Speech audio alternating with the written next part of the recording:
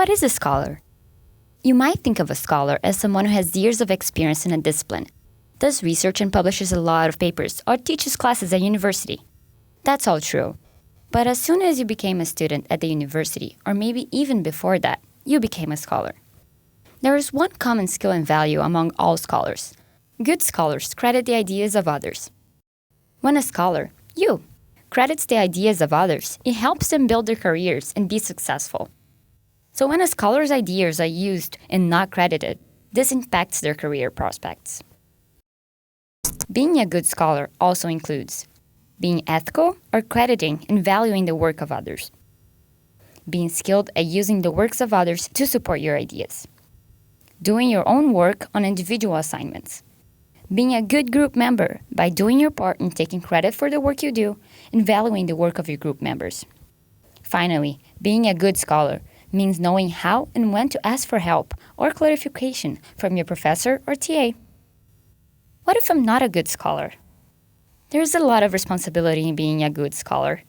Sometimes it is hard to be a good scholar due to failing to understand a professor's expectations when it comes to group work or assignments, running out of time to complete an assignment, not having a process for keeping track of the sources used in a paper, and not understanding how to cite or attribute sources correctly.